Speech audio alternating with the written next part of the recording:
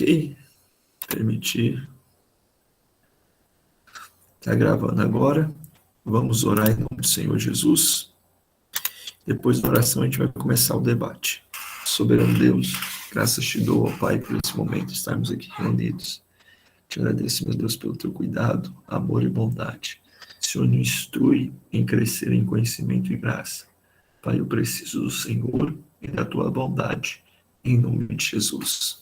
Amém. E graças a Deus. Pai do Senhor, irmão Vinícius. Hoje nós iremos começar, irmã, nós vamos fazer uma pequena inversão, tá, irmã, no debate de hoje. Hoje nós iremos começar o tema dia 15 sobre antropologia. Os dois temas são a doutrina do homem. Primeira pauta, o homem é dicotom ou tricotom? Certo? Na rodada passada, começou falando o nosso irmão Judá, depois o nosso irmão Enos. Hoje nós inverteremos. Qual é o formato do debate, irmãos? Nosso irmão Enos vai começar, ele vai ter de 5 a 8 minutos para expor o ponto de vista dele. Após isso, nosso irmão Judá irá expor o ponto de vista que ele defende e vamos para as perguntas.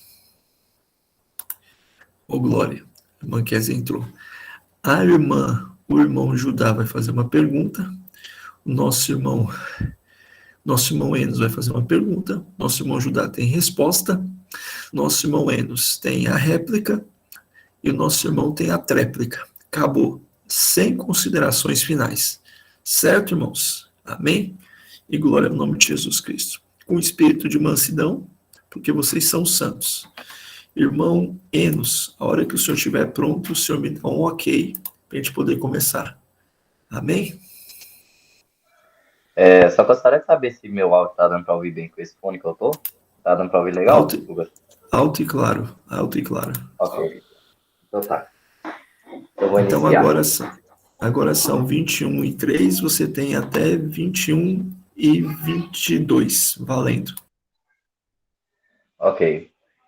Eu vou defender a base da dicotomia como a composição do homem com respaldo bíblico. E por quê? Primeiramente, levando em consideração a tricotomia que defende o homem como sendo dividido em três partes, corpo, alma e espírito, sendo que o corpo é a parte física, material, que é indiscutível dentro das teologias ortodoxas, ambos vamos concordar nesse ponto. Entretanto, dentro da tricotomia há uma divisão entre alma e espírito, sendo assim, alma o elemento psicológico, a base da razão, da emoção, dos relacionamentos sociais, vontade, a personalidade, né? E o espírito seria o elemento religioso que capacita os seres humanos a terem percepções das suas questões espirituais e a reagir a estímulos dessa natureza. É a sede das qualidades espirituais do indivíduo, enquanto os traços de personalidade vão residir na alma, né? E por que que isso seria um problema? Primeiramente, dentro da tricotomia, há um risco que acontece, muito comum, de que haver um conflito entre o corpo e o espírito pela alma. Ou seja, o corpo puxa a alma para o seu lado, o espírito puxa para o seu, e essa ideia de conflito entre corpo e alma é uma ideia que se aproxima, perigosíssima, de se aproximando das ideias gregas, de que o corpo seria intrinsecamente mal, enquanto o espírito é bom, e essa ideia que vem de Platão, e chega a uma heresia, claro, se formos aplicar no contexto bíblico, é uma heresia, por quê? Porque Deus, o homem caiu tanto em corpo quanto em alma, e para nós dicotomistas que acreditam que alma e espírito é o mesmo, ou seja, o homem caiu tanto fisicamente, na parte material quanto na parte imaterial, mas se levarmos em questão a alma e o espírito, teria caído só a alma e o corpo. E o espírito seria a parte espiritual, a parte boa do homem que se apega a Deus, e ele entraria em conflito com o corpo. Enquanto isso é um problema, por quê? Porque acreditamos que o homem caiu, tanto no imaterial como no material, e não há algo no homem que se apega a Deus, por quê? porque, sendo assim, um homem não poderia ser totalmente condenado. Mas, então, vamos à base bíblica para esse argumento, né? Antes de citar uma frase aqui, que fala a respeito dessa ideia grega, né? Para os gregos, o corpo era considerado uma sepultura para a alma, que o homem alegremente abandona na morte. Não estou dizendo que essa ideia tricotomista é a mesma grega, mas que sim se aproxima e se assemelha bastante com essa ideia platônica. E por que que alma e espírito é a mesma coisa? Acredito que, biblicamente, nós vemos que alma e espírito são termos intercambiáveis. São palavras utilizadas indistintamente para descrever a mesma coisa, ou seja, a parte imaterial do homem. Vamos a alguns argumentos. Por exemplo, na Bíblia nós vemos descrito o homem como um ser completo, a totalidade do homem, tanto sendo corpo e alma, como sendo corpo e espírito. Conforme Mateus 10, 28, não temeis os que portam o corpo, mas não a alma. Aqui está falando de todo o homem, corpo e alma, material e imaterial. 1 Coríntios 7, 34, a mulher cuida das coisas do Senhor para ser santa tanto no corpo como no espírito. Aqui já não fala alma, mas espírito. Tiago 2,26, assim como o corpo sem espírito é morto. Ou seja, o corpo sem espírito está morto. Está descrevendo o homem em sua totalidade. Agora cita espírito. E 2 Coríntios 7,1, purifiquem toda a impureza, tanto do corpo como do espírito. Ou seja, está descrevendo o homem, corpo e espírito, imaterial e material, ou corpo e alma. Segundo, a dor é atribuída tanto à alma como ao espírito, coisa essa que seria inconcebível numa visão tricotômica. Por quê? Porque a dor, o sentimento, deveria ser uma atribuição da alma. Entretanto, eis o problema, que essas ideias se confundem, porque na Bíblia vemos a ideia de espírito e alma sendo utilizado para os mesmos atributos. Por exemplo, 1 Samuel 1,10, Ana que estava com amargura na alma. E Isaías 54, 6, fala de uma mulher de espírito abatido. Não alma, mas espírito abatido. João 12, 27, a alma de Jesus está angustiada. E no próximo capítulo de João 13, 21, o espírito de Jesus está angustiado. Olha, aqui fica bem claro essa intercambiação de termos ou de palavras, né? No versículo 12 de João, versículo 27, no capítulo 12, versículo 27, a alma de Jesus está angustiada. Já em João 13, 21, o espírito de Jesus está angustiado. Em Provérbios 17, 22, o espírito abatido. Como é que o espírito estaria abatido se o espírito é a parte que se conecta com Deus? E a alma que deveria estar abatida, mas aqui vemos claramente que o espírito está abatido. 3. O louvor e o amor a Deus são atribuições tanto da alma como do espírito. Segundo a ideia dicotômica e não tricotômica, porque assim seria só atribuição do espírito. Mas vemos que não é. Porque 1 Coríntios 1, 46 a 47, fala que a minha alma engrandece ao Senhor e o meu espírito se alegra.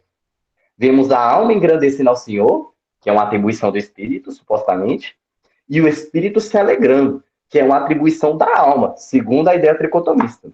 Marcos 12, 30, amarás ao Senhor de toda a tua alma. Outra vez a alma sendo colocada no lugar do espírito, segundo a ideia tricotomista, né? 4, a salvação é associada tanto à alma como ao espírito. Tiago 1, 21, a palavra implantada pode salvar as almas. 1 Coríntios 5, 5, para que o espírito seja salvo. Ou seja, a salvação é associada tanto à alma quanto ao espírito. Em Tiago 5, 5, o espírito que é salvo, em 1 Coríntios 5, 5, o espírito é salvo, e em Tiago 1, 21, a alma é salva. 5, o morrer é descrito tanto como uma partida da alma como do espírito. Gênesis 35, 18, ao sair-lhe a alma, ou seja, morreu. Em 1 Reis 17, 21, o Senhor força a alma, o Senhor faça a alma do menino tornar a ele. O profeta orando para que Deus faça tornar a alma do menino que tinha lhe saído, porque ele estava morto. Ou seja, que a alma saiu, morreu. Agora, por exemplo, em Salmo 31, 5, fala, nas tuas mãos entrego o meu espírito, ou seja, morreu, não lhe saiu a alma, e sim o espírito. Mateus 27:50, Jesus entregou o espírito e não a alma. Quando o espírito sai do corpo, a pessoa morre, tanto da mesma maneira como é a alma, sai do corpo, a pessoa morre. A mesma coisa. Lucas 8:55, voltou-lhe o espírito, ou seja, ressuscitou. Estevão também entrega nas mãos do Senhor o espírito, em Atos 7:59. E 6, aqueles que já haviam morrido eram algumas vezes chamados almas e outras de Irmão espírito, ou seja, os Enos. mortos. Irmão Sim, Enos. Seu tempo encerrou. ok. Deus abençoe. Ô, glória. O problema dos crentes é que os crentes citam números, né? 5, 5, 1, 10, 54, 10. Ô, glória. Amém. Irmão Judá, o senhor tem 8 de 5 minutos para defender a sua visão. Quando estiver pronto, dá um ok para a gente começar. Ok. Boa noite a todos. Eu vou defender a visão da tricotomia. A tricotomia é a concepção, né, de que o homem é constituído de 3 partes: corpo, alma e espírito. Como a gente concorda, a distinção material, a dicotomia, a tricotomia, concorda com a distinção, mas diverge na distinção da parte imaterial, que é a alma, né, e o espírito. E a gente entende que há uma distinção entre alma e espírito, baseado em 1 Tessalonicenses, texto de 1 Tessalonicenses, eu vou abrir aqui para os irmãos, eu deixei salvo, mas perdi. Então, abri em 1 Tessalonicenses, capítulo 5, versículo 23, vai dizer o seguinte: e o mesmo Deus da paz vos santifique em tudo, e todo o vosso espírito e alma e corpo sejam plenamente conservados e irrepreensíveis para a vinda de nosso Senhor Jesus Cristo. Uma oração de Paulo que demonstra como os apóstolos tinham uma visão dicotômica do homem, né? Que é basicamente, se a gente for tentar traduzir literalmente, que é aquilo que é dividido em 3, a tricotomia, né? E em Hebreus, capítulo 4, a gente vai ler Hebreus, capítulo 4, versículo 12, o que o nosso querido irmão desconhecido fala, né? Hebreus, capítulo 4, deixa eu pegar, vai dizer o seguinte: porque a palavra de Deus é viva e eficaz e mais penetrante do que qualquer espada de 2 gumes e penetra até a divisão da alma e do espírito e das juntas e medulas e é apta para discernir os pensamentos e intenções do coração. Aqui o texto deixa claro essa divisão, que a palavra vem para dividir entre a alma e o espírito, né? Atravessar a alma e o espírito, e essa distinção é muito clara. Alguns defendem que aqui Paulo está sendo redundante, Paulo não, né? O autor de Hebreus está sendo redundante, mas há uma clara distinção da alma e do espírito no texto. Para a gente entender melhor, Gênesis 2:7 vai dizer o seguinte, quando vai falar da criação do homem, que formou o Senhor Deus o homem do pó da terra e soprou em seus narizes o fôlego da vida. E o homem foi feito alma vivente. Aqui o homem, na sua criação, Deus forma o seu corpo do pó da terra. E nisso ele sopra o fôlego da vida, o espírito, e o homem, assim, é feito alma vivente. Aqui, essa revelação do texto sobre um Deus triuno criando o homem, que é feito de forma triuna, o seu ser é triuno, né? É corpo, alma e espírito. Então, não faria sentido um Deus triuno criar um homem que não é triuno. Não faz sentido na lógica, não faz sentido a ideia de que vai complicar as coisas. Se o próprio Deus é triuno e tem total comunhão em si mesmo com Deus Pai, Deus Filho e Deus Espírito Santo, não faz sentido isso ser um problema, ainda mais que os textos são muito claros e é necessário uma volta muito grande para explicar outra coisa acerca da alma e na distinção do espírito. A imagem e semelhança de Deus, a gente foi criado para nunca morrer. Por causa do pecado, a gente agora tem nesse plano de redenção, nós estamos destinados a ser divididos a parte material, que é o corpo, da parte material, a alma e o espírito, mas originalmente não era. Por causa do pecado, Deus, no seu plano de redenção, trabalhou para que o homem pudesse, lá na frente, né, depois da morte, depois dessa primeira morte, se crendo e confiando, voltar a ser um só com o corpo e ser transformado, glorificado em glória ao lado de Jesus Cristo. O homem é um ser tricótomo. Em 1 Coríntios 15, 47 e 50, a gente vai ler o seguinte, Paulo falando à igreja de Coríntios. Deixa eu pegar aqui, deve estar correndo. 1 Coríntios, Paulo diz o seguinte: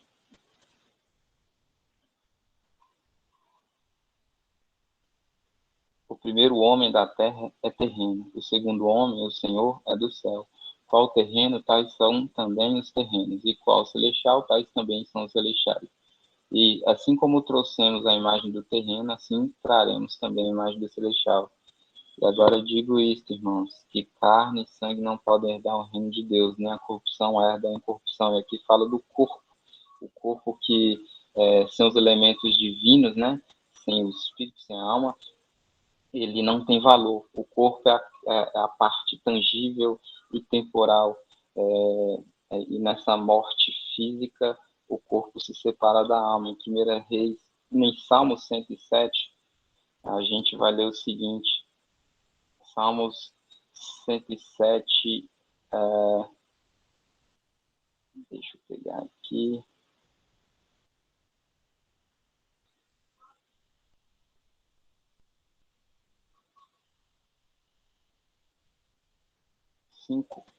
Versículos 5 vai dizer o seguinte: famintos e sedentos a sua alma, neles desfalecia. No 9, pois fartou a alma sedenta e encheu de bens a alma faminta. E aqui é a distinção da alma, que é o princípio inteligente que anima o corpo, que não tem valor sem a parte imaterial.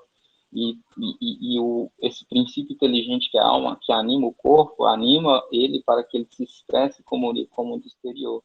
E aqui é a essência do nosso ser. A alma, no termo hebraico do Antigo Testamento, significado é respiração de vida.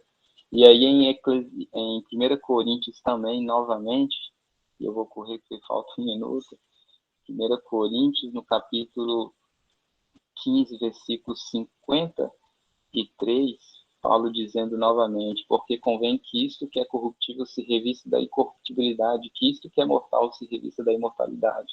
Aqui se fala agora do Espírito que reveste o que é mortal, né? Amém, irmão Judá. Deus abençoe. Glória a Deus. Vamos lá, então. Dê-nos, de forma clara, sua primeira pergunta para ajudar. Ajudar, você vai ter 2 minutos para responder a pergunta.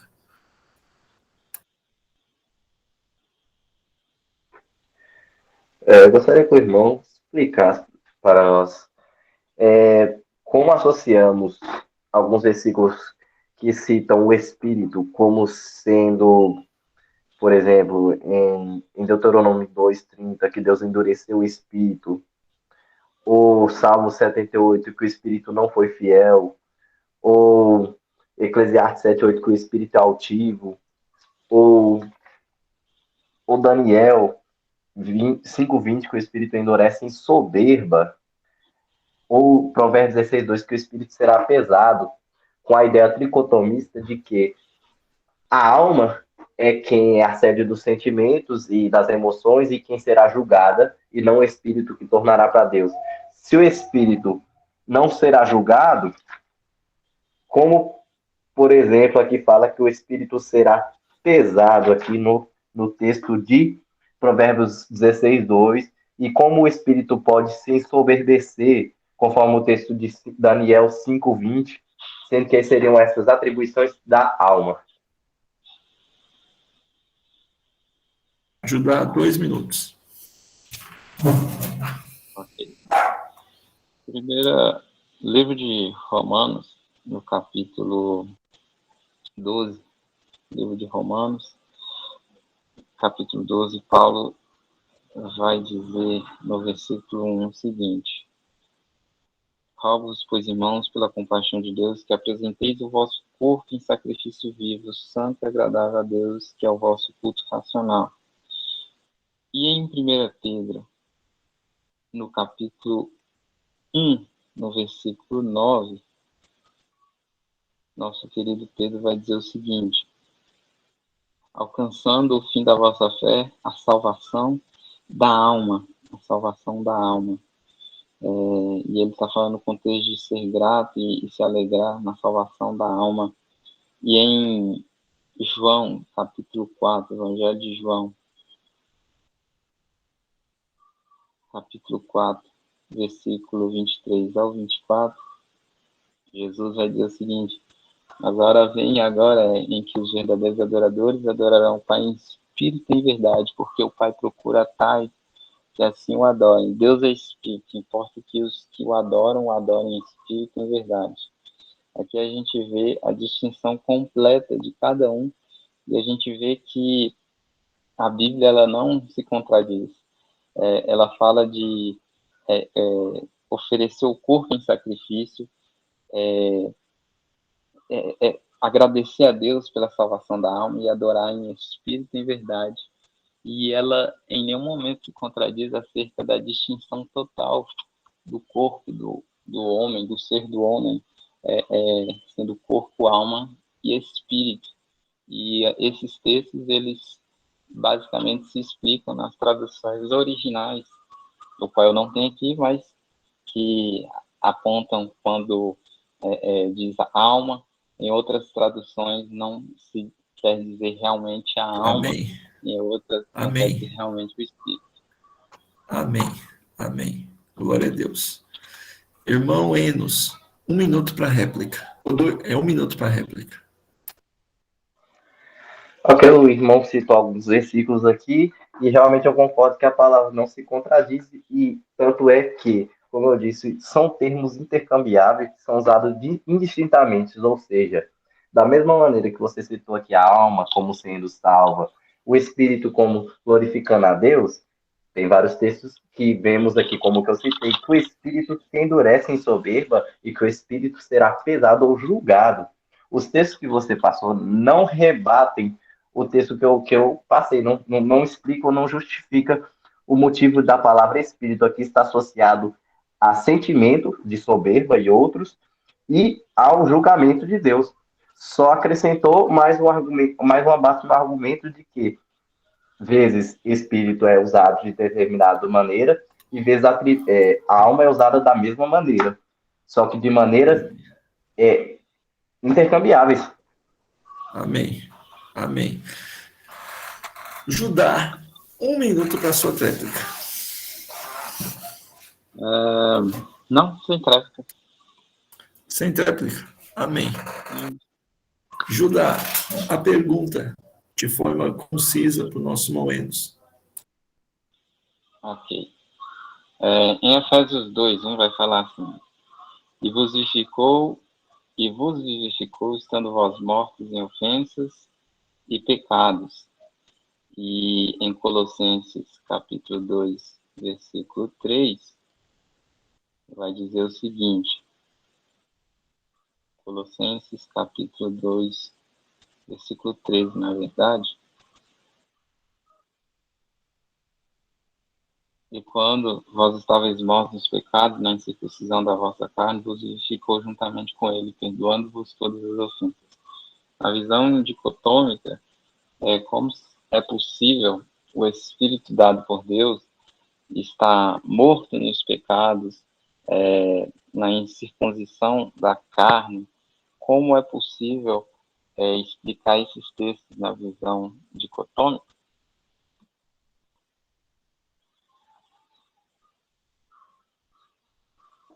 Ok. Na verdade, eu acho muito simples. Ok. Na verdade, eu acho até muito simples, porque os textos deixam claro que o ser humano estava morto sem pecado, e isso, para mim, está até mais próximo da visão dicotômica, já que na visão dicotômica o homem não estaria totalmente morto, pois uma parte dele, ou seja, o espírito, não está morto, não caiu com a queda do pecado, pois isso ainda é ligado a Deus. Já na dicotômica deixa bem claro que todo homem caiu, tanto material e imaterialmente, e que o Espírito de Deus vem para habitar no homem, e esse vivifica o homem. Ou seja, ele estava morto em espírito e em alma, ou seja, para o pecado, entrega ao pecado tanto na mente quanto no corpo, como vemos na lei de Moisés, que era dada para o físico, para o corpo, o homem tinha que cumprir esses mandamentos de maneira corpórea, mas em Cristo Deus, Jesus excede esses mandamentos, trazendo agora que só no olhar, só no pensar, o pecado vem, ou seja, no imaterial também. Então, estávamos mortos no pecado, tanto material quanto imaterial. Entretanto, através de Cristo que morreu por nós e nos deu o Espírito Santo, somos vivificados, porque os pecados foram perdoados e agora o Espírito Santo que habita em nós é quem nos ajuda a viver em conformidade com a vida de Cristo, tanto em alma ou espírito, ou em Amém. corpo, material e materialmente. Amém. Amém. 1 minuto para réplica, Ju. Sem réplica. 1 minuto para réplica, Enos. Só aproveitar para citar os versículos de Tessalonicenses, que ele citou, Tessalonicenses 4, se eu não me engano, 4, 5, 23, que citam que esse texto, na verdade, não é uma afirmação doutrinária, mas sim uma oração de Paulo, e Paulo aproveita para citar ali alguns aspectos do corpo, não de maneira exaustiva, assim conforme vemos lá em Mateus 24, 37 e Marcos 12, 30, que são citados vários aspectos. Amai, portanto, de todo o vosso corpo, com todas as vossas forças, com a vossa alma, com o vosso entendimento. Paulo aqui faz da mesma maneira, citando alguns aspectos, ou seja, tentando dar uma ênfase maior, citando sinônimos da maneira com a qual devemos nos entregar a Cristo, seja com a nossa mente, o nosso sentimento, nossas forças. Amém. Amém. Amém. Glória a Deus. Muito bom. Terminando nosso primeiro debate, nossos irmãos apresentaram suas visões dicotomas, tricotômicas, em nome do Senhor Jesus. Glória ao nome do Senhor. Lembrando, irmãos, que diferente dos outros pontos apresentados até o momento, não perde a salvação se você é dicotômico ou tricotômico, tá? Você está bem perto de perder a salvação se você considerar que Deus não é trino, se você considerar que não existe manifestação do Espírito Santo, se você considerar o Deus coaching, o Deus da prosperidade, certo, irmãos? Aqui não, aqui considerar Jesus somente homem, Jesus somente Deus, aqui não, irmãos, aqui nós estamos tranquilos nesse campo, tá bom? As duas teologias são profundamente ortodoxas e diferente do que os nossos irmãos reformados acreditam, é salvo quem não crê, igualzinho Calvino, tá bom? Amém. Glória a Deus. Vamos agora para o segundo debate, em nome de Jesus, com a nossa irmã Ana e a nossa irmã Maria Odete. Glória a Cristo. Vamos começar com a senhora, irmã Maria Odete. Pode ser? O tema do debate é se tem ou não resto de Deus no homem. Vamos ver aqui. Tema do ok, aqui. A imagem de Deus foi distorcida, ainda permanece no homem, ou a imagem não existe mais imagem de Deus no homem? A nossa irmã Maria Odete defende a ideia de que não existe mais imagem de Deus no homem caído, e nossa irmã Ana diz que a imagem foi totalmente distorcida, mas ainda tem um pouco lá. Vamos começar com a senhora, irmã Maria Odete. A senhora tem de 5 a 8 minutos para apresentar o ponto de vista da senhora. A paz do Senhor a todos. Está dando para me ouvir? Não? Alto e claro, irmã. Alto e claro. Está dando? Trata-se da matéria de antropologia, né? E Sim, senhora. antropologia tem dois termos gregos que significa o estudo do homem. Então, a antropologia teológica nada mais é do que a doutrina bíblica do homem, né? E segundo o que no conhecimento, assim, as pesquisas, o que eu entendi, o homem, ele perdeu a forma, assim, de ser a imagem de Deus desde quando ele começou a querer fazer a sua própria vontade, ele não chegou a valorizar o que Deus é, criou ele de verdade, e o que a análise que eu fiz, é que eu cheguei a entender que Deus é espírito, é amor e é verdade, e o homem, ele se leva mais pelo o físico, né? Pelo corpo, e assim, a imagem, ele não tem, porque não dá para saber se realmente Deus é, Deus não é corpo, né? Então, o homem quer ser o corpo. E não tem como saber se, então, aí ia saber, então, que Deus, como que ele era? Homem, mulher, é criança, é adulto, ele é gordo, magro, então não tem como, né? Então, se explica bem essa matéria, ele é formado em espírito, é necessário que o homem também entendesse esse lado aí, né? E procurasse mais agradar. Então, desde quando o homem não agrada a ser espiritualmente falando, fazer a vontade de Deus, ele perdeu essa semelhança do qual ele foi criado, né? Então, eu creio que não existe, pelo conhecimento, não existe mais a imagem de Deus no homem.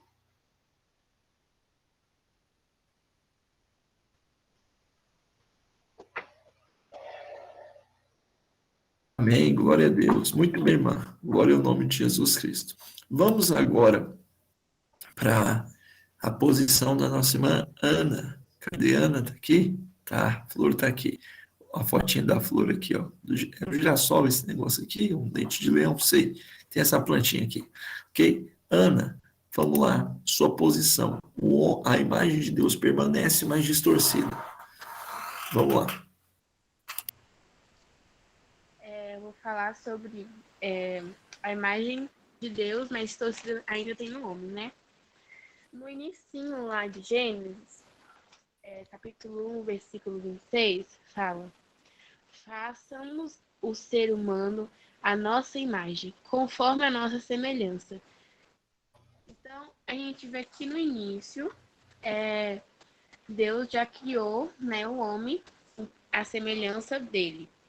Então, ele se inspirou. Então, ele não. Então, provavelmente, a gente não sabe como Deus é, né? A gente só sente a presença dele. Mas eu acredito que ele não vai ser igual ao ser humano, porque acaba que ele é um Deus. E deixa eu só abrir a Bíblia aqui para mim mostrar. Em João, capítulo 4, versículo 24. Isso, João, capítulo 4, versículo 24. Deus é espírito e necessário que os seus adoradores o adorem em espírito e verdade. Em João, ele vai falar que Deus é espírito. Então, a gente já vê essa distorção aí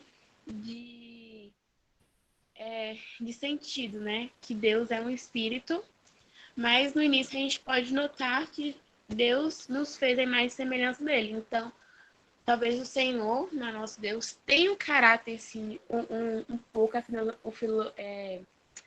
a forma humana, mas em espírito. Talvez ele não tenha carne, né? Porque a carne nossa é a carne pecadora. Então, a gente pode tirar a carne, essa parte do pecado que nós temos.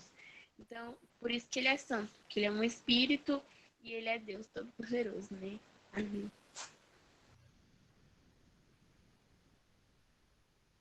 Glória a Deus. Muito bom. Apresentando as visões. Muito bom. São duas visões também, irmãos, que não são heréticas, né? A visão herética seria que o homem permanece plenamente à imagem de Deus, ok? Mas vamos lá. Irmã Maria Odete, a senhora pode fazer a pergunta de forma sucinta e clara para a nossa irmã Ana, que terá 2 minutos para responder.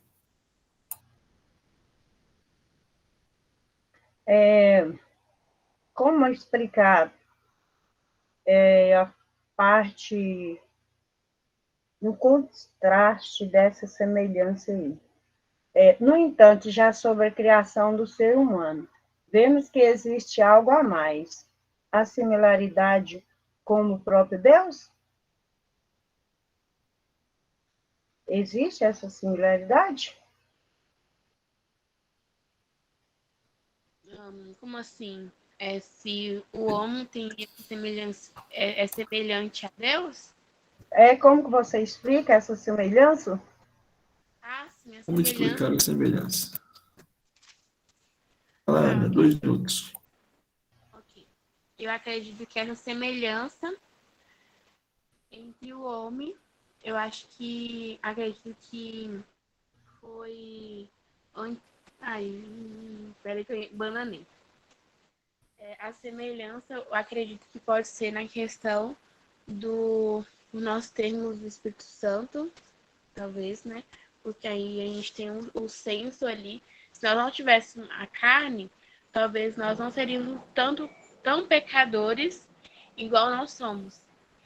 Então, acredito que quando recebemos o Espírito, a gente acaba que tem essa semelhança a Deus. Acho que é isso. Amém, amém. Irmã Maria Odete, a sua réplica, 1 minuto.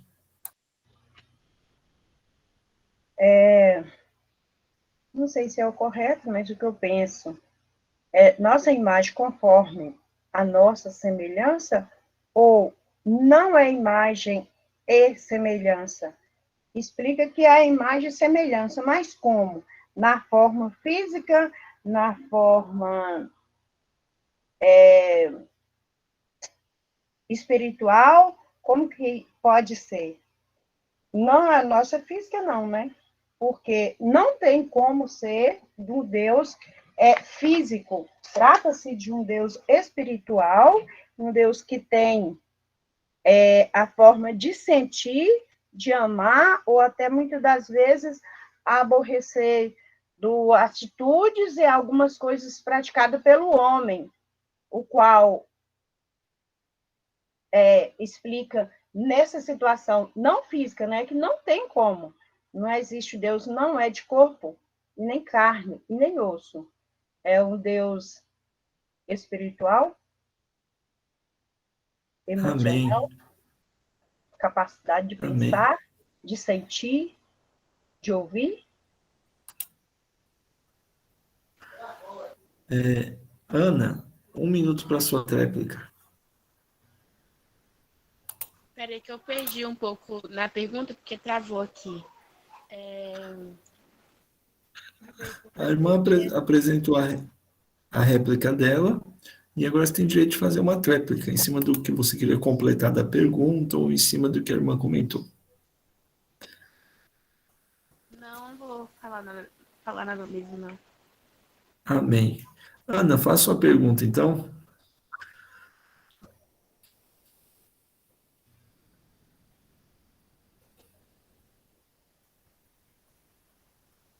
Eu queria saber a questão, eu falei sobre Gênesis, né? Sobre nós sermos imagem e semelhança de Deus, né? Ele ter criado.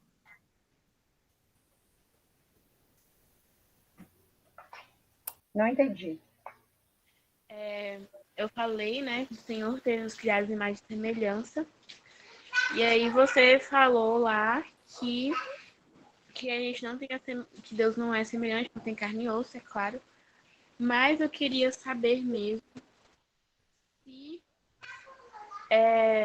por que então o homem tem uns. Ai, peraí que eu tô perdendo aqui, deixa eu procurar onde tá no texto.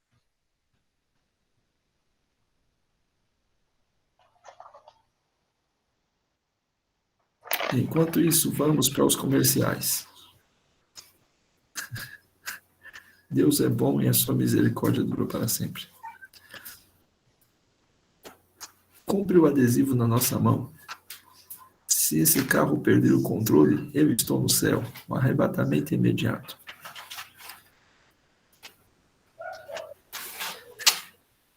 Quem entende? Opa, voltamos. Se a gente fala, então, e você falou que Deus tem uma semelhança com o homem, nós acreditamos que o homem perdeu a semelhança com Deus após a queda. Então, eu queria saber se você pode me explicar, antes da queda, né, lá de Adão e Eva, se Adão tinha essa semelhança com Cristo, com Deus, né, que é os dois, é a verdade. Se Adão tinha essa semelhança com Deus, antes da queda ele perdeu essa semelhança, mas depois da queda ele perdeu a semelhança. Mas antes da queda, ele teve essa semelhança com Cristo. Eu acredito que antes da queda, ele tinha toda a comunhão com Deus, e ele tinha, todos os dias Deus encontrava com ele no jardim, né? Então ele tinha uma comunhão. E após a queda, essa comunhão, ele perdeu essa semelhança com Deus. A partir daí, a partir da queda, ele perdeu, porque ele deu mais a atenção ao pecado, aquilo que ele estava vendo, e esqueceu daquela ligação espiritual que ele tinha com Deus, que era o Criador.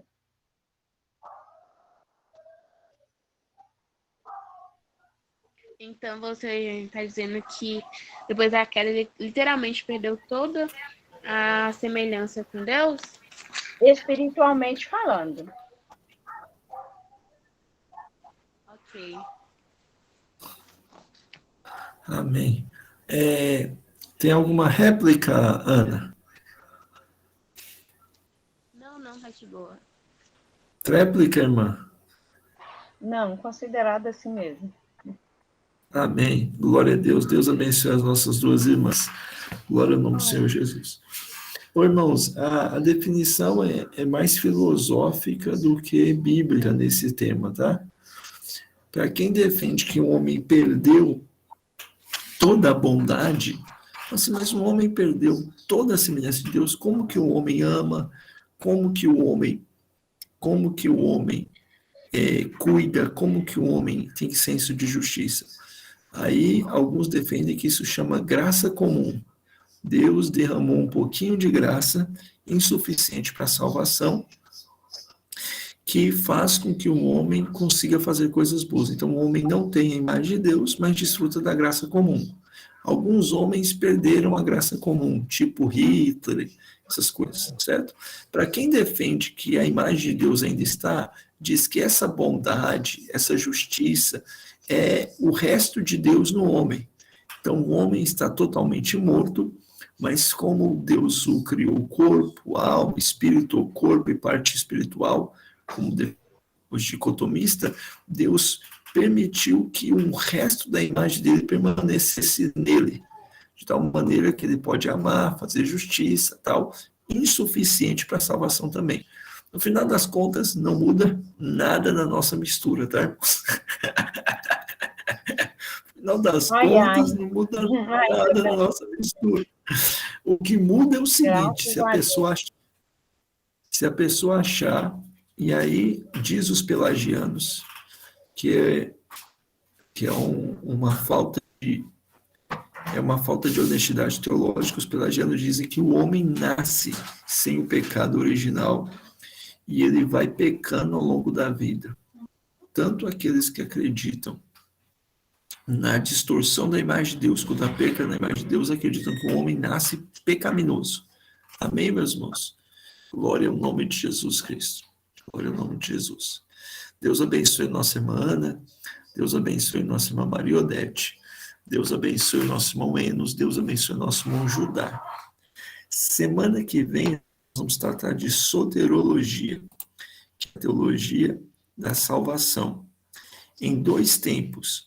No primeiro tempo, nós vamos ver a posição calvinista versus a posição arminiana. E no segundo tempo, nós veremos a salvação dos povos não alcançados, como fica. Ok? Irmãos, na última segunda-feira desse mês, dia 29, vai ter um debate triplo, 3 rodadas em grupo.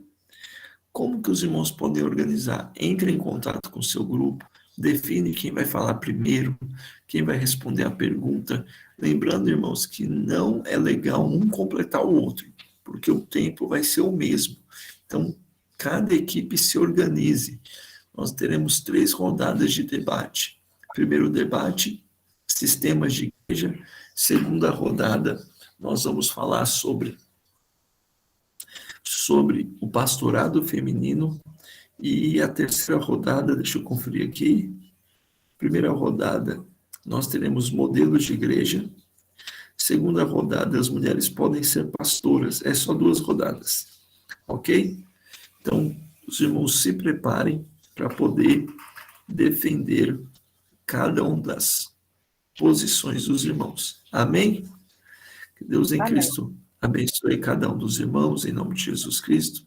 Vamos orar, agradecendo a Deus, em nome do Senhor Jesus.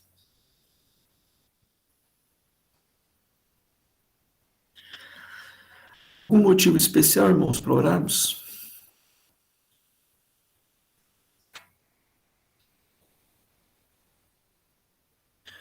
Não? Então agradecemos ao Senhor. Pai das luzes, muito obrigado, Senhor Jesus, por esse dia. Muito obrigado, Senhor, por essa conversa teológica. Muito obrigado, meu Deus, pelo seu posicionamento, Senhor Jesus, mediante o teu santo livro.